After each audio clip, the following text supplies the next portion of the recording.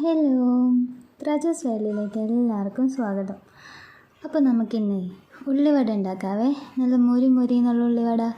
അപ്പോൾ അത് ഉണ്ടാക്കാൻ വേണ്ടിയിട്ട് സവാള കനം കുറഞ്ഞ് അരിഞ്ഞെടുക്കണം കേട്ടോ. എന്നിട്ട് സവാളയിൽ കുറച്ച് ഉപ്പ് പുരട്ടി ഒരു 10 മിനിറ്റ് വെക്കണം കേട്ടോ. എന്നിട്ട് സവാളയിൽ നീരെല്ലാം പിഴിഞ്ഞ് കളഞ്ഞ് എടുക്കണേ.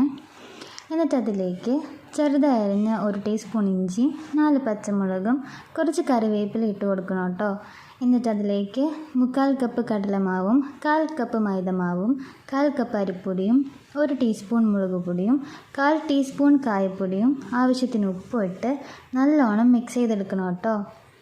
എന്നിട്ട് ഇതേപോലെ കൈ വെച്ച് പരത്തി ഒരു ഷേപ്പാക്കി എടുക്കണേ. എന്നിട്ടൊരു പാൻ വെച്ച് എണ്ണ ഒഴിച്ച് എണ്ണ നല്ലപോലെ ചൂടായതിന് ശേഷം ഇതങ്ങ് ഇട്ട് കൊടുക്കാവേ. ഓരോന്നായിട്ട് ഇട്ട് കൊടുത്തിട്ട് മറിച്ചിട്ട് 2 സൈഡും ഫ്രൈ ചെയ്തെടുക്കാവേ. അപ്പോൾ ഇത്രയേ ഉള്ളൂ. നല്ല മുരി എന്നുള്ള ഉള്ളിവട റെഡി. ഒരു ബ്രൗൺ കളർ ആകുമ്പോഴൊക്കെ എടുക്കണം കേട്ടോ. ഒരുപാട് മുരിഞ്ഞു പോയിട്ടുണ്ടെങ്കിൽ കരിഞ്ഞു പോവേ.